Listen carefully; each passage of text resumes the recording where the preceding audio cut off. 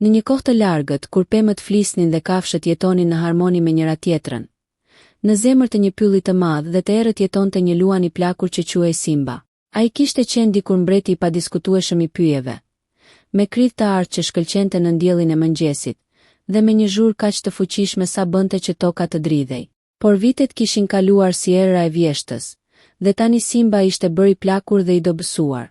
Qimja e tij dikur e artë tani ishte bërë e bardhë si dëbora e dimrit, dhe sytë e tij, që dikur ishin plot zjarr dhe krenar, tani ishin turbulluar nga mosha dhe lodhja e një jetë të gjatë. Këmbët e tij të forta tani lëkundeshin kur ecte, dhe dhëmbët e mprehtë kishin rënë nga plakja. Zëri i tij, që dikur mbushte gjithë pyjin me autoritet, tani ishte vetëm një përshpëritje e dobët. Simba jetonte i vetëm në një shpellë të thellë, të fshehur pas një ujvare që rrinte si një perde e bardhë.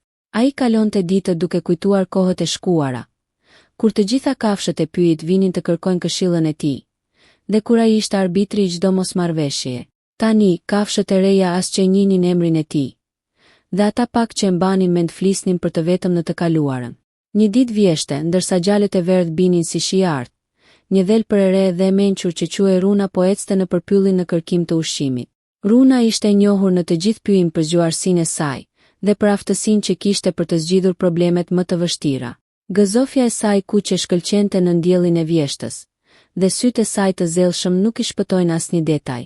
Ndërsa po kërkonte për fruta të reja që kishin rënë nga pemët, Runa dëgjoi një zhurmë të dobët që vinte nga drejtimi i ujvarës. Ishte një rënkim i dhimbshëm, plot trishtim dhe vetmi. Kurioziteti i saj natyrore shtyu që të ndiqte zërin, dhe shpejt ajo gjeti shpellën e Simbës. A ka dikush këtu? Pyeti Runa me zë të butë, duke qëndruar në hyrje të shpellës. Ajo mund të shihte një hije të madhe në thellësi, por nuk mund të dallonte qartë se çfarë ishte. Kush guxon të më shqetësoj në vendin tim të pushimit? Erdhi një zë i thyer nga thellësia e shpellës. Megjithse zëri ishte i dobët, akoma mbante një gjurmë të autoritetit të dikurshëm. Unë jam Runa, dhelpra nga ana tjetër e pyjit, tha ajo me respekt. Dëgjova një zë që më duke i trishtuar dhe thjesht doja të sigurohesha që gjithçka ishte në rregull. Simba doli ngadalë nga errësira e shpellës së tij. Kur Runa e pa atë, zemra i u theu nga dhimbja. Ky ishte padyshim luani legjendare për të cilin kishte dëgjuar kaq shumë tregime. Por tani ai dukej kaq i dobët dhe i mirë sa ngjante më shumë një hije të vetvetes së dikurshme. Ti je, filloi Runa, por Simba e preu. Unë jam një plak i haruar, tha ai me zë të hidhur. Dikur isha mbreti i këtij pylli, por tani jam vetëm një kujtim i zbehur që s'ka vlerë për askënd. Runa e vështroi me kujdes luanin e plakur. Ajo mund të shihte dhimbjen në sytë e tij, por gjithashtu mund të shihte diçka tjetër, urtësinë e përjetuar dhe forcën e karakterit që mosha nuk mund ta shkatëronte plotësisht. Pse mendoni se jeni i haruar? Pyeti ajo. Unë kam dëgjuar shumë tregime për Simbën e madh, mbretin e drejtë që sundonte me urtësi dhe gjykonte me drejtësi. Sytë e Simbës u ndriçuan pak. Ti më njeh. Natyrisht që ju njoh, tha Runa me ngrohtësi. Çdo kafsh në pyllin fqinj di për luanin që mbronte të dobëtit, dhe që gjithmonë gjente zgjidhje të drejta për problemet e vështira. Simba ulur në gur pranë hyrjes së shpellës. Por kjo ishte shumë kohë më parë, kur isha i ri dhe i fortë. Tani jam vetëm një barë për botën. A mund të më tregoni një nga tregimet tuaja? Pyeti Runa duke u ulur afër tij. Kam dëgjuar që keni përjetuar aventura të mrekullueshme. Për herë të parë pas shumë kohësh, një buzëqeshje e lehtë lindi në fytyrën e Simbës. E po, ka një tregim që më pëlqen veçanërisht. Dhe kështu filloi një miqësi e pazakont midis luanit të plakur dhe dhelpres së re. Çdo ditë, Runa vinte të vizitonte Simbën, dhe ai i tregonte asaj historia nga e kaluara e tij. Ajo dëgjonte me vëmendje çdo fjalë, duke e bërë atë të ndihet përsëri i vlefshëm dhe i rëndësishëm. Simba i tregoi asaj për betejën me ujkun e madh që kishte terrorizuar pyjin për muaj të tërë, dhe se si ai kishte mundur ta mposhte jo me forcë, por me zgjuarsi. I tregoi për kohën kur një thatësirë e madhe kishte goditur pyjin, dhe se si ai kishte organizuar të gjitha kafshët për ta gërmuar një pus të ri që i shpëtoi të gjithëve. I tregoi për paqen që kishte negociuar midis ujqërve dhe dhemve, dy grupeve që kishin qenë në luftë për breza të tërë. Runa nuk ishte thjesht një dëgjuese pasive. Ajo bënte pyetje të menduara, kërkonte hollësi dhe nxirrte mësime nga çdo tregim. Ngadalë, ajo filloi të kuptonte se Simba nuk ishte thjesht një luftëtar i fortë, por një udhëheqës i mençur që kishte mësuar të zgjidhte. Ndërsa javët kalonin, Runa filloi të sjell probleme të vogla nga pylli për të diskutuar me Simbën.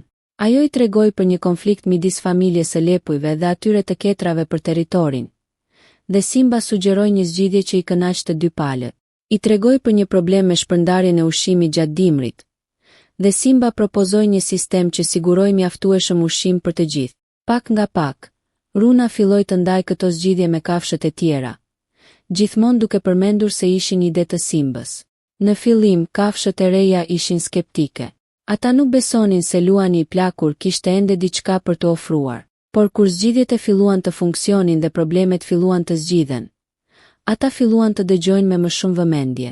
Një ditë, një krizë vërtet goditi pyin. Një zjarr i madh kishte filluar në pjesën veriore, dhe era e fortë po e përhapte atë me shpejtësi drejt pjesës së banuar të pyj. Kafshët ishin në panik, duke vrapuar në të gjitha drejtimet pa një plan të qartë. Runa vrapoi tek Simba. Duhet të na ndihmoni, i tha ajo me frymëmarrje. Pylli po digjet dhe askush nuk di çfarë të bëjë. Simba u ngrit ngadalë nga guri i tij i preferuar. Unë jam shumë i plakur për të ndihmuar në një emergjencë. Jo për forcë fizike, tha Runa me ngulm, por për urtësi. Ju jeni i vetmi që ka përvojë mjaftueshme për të na udhëhequr nëpër këtë krizë. Simba e vështroi Runën për një moment të gjatë. Pastaj lëvizi drejt hyrjes së shpellës. Atëherë le të shkojmë. Kur ata mbërritën në vendin ku ishin mbledhur kafshët, një trazire plot mbizotëronte. Të gjithë flisnin njëkohësisht, duke propozuar plane të ndryshme dhe duke u grindur për atë që duhej bërë. Kur pan Simbën, një heshtje e çuditshme rambi turmën. Simba ngjiti në një gur të lartë në mes të grumbullit. Megjithse trupi i tij ishte i dobësuar, prania e tij ishte ende mbresëlënëse. Miq të mi, filloi ai me zë që, megjithse jo më kaq i fortë si dikur, mbante akoma autoritetin e dikurshëm. E di që shumë prej jush nuk më njihni, dhe ata që më njohin mendojnë se jam shumë i plakur për të qenë i dobishëm. Por kam parë zjarr si ky më parë, dhe di se çfarë duhet bërë. Ai vazhdoi duke shpjeguar një plan të detajuar.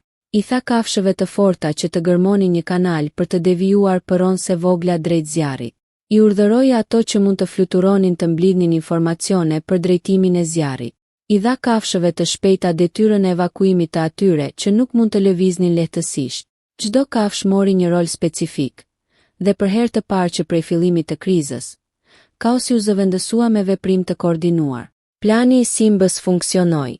Kanali i ujit ndaloi përparimin e zjarrit drejt zonës së banuar, ndërsa kafshët punuan së bashku për të shuar flakët e vogla që kishin mbetur.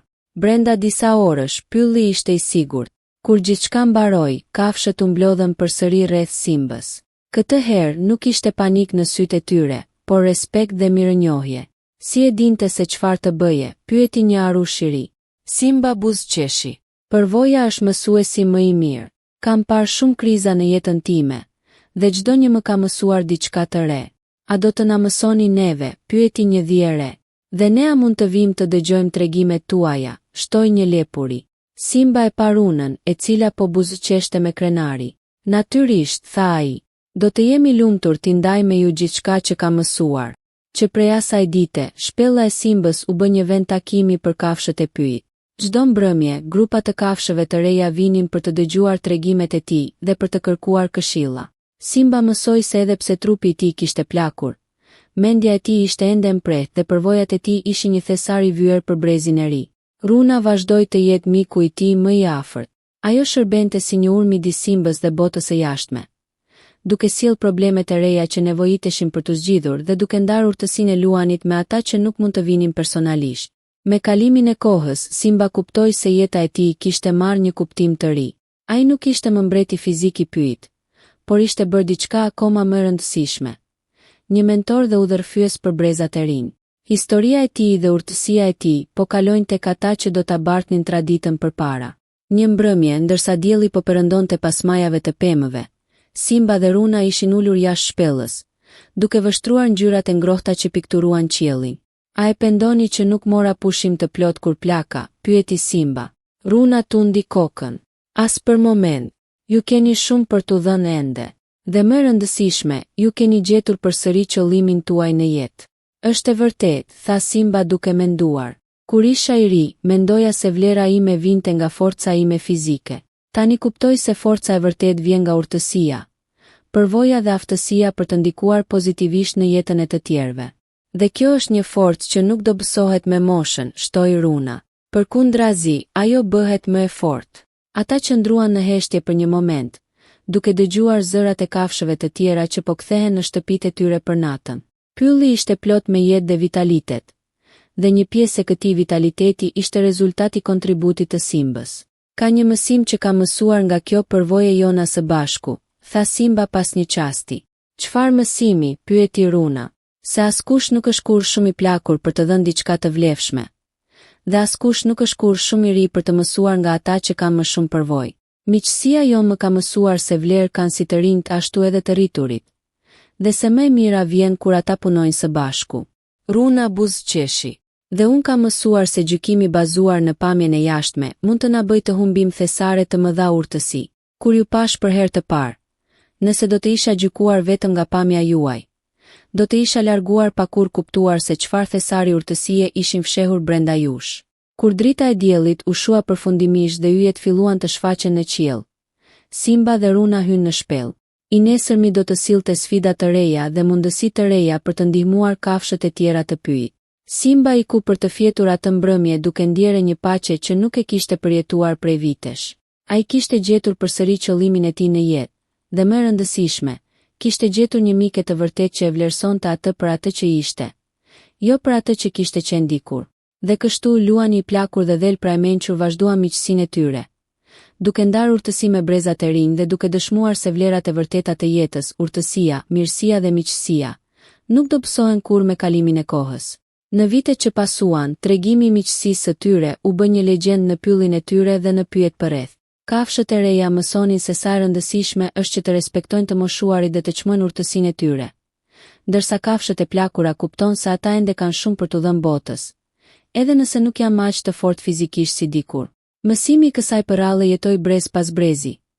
Vërtet vlera e një njeriu apo kafsh nuk përcaktohet nga forca fizike apo pamja e jashtme, por nga karakteri, urtësia dhe gatishmëria për të ndihmuar të tjerë.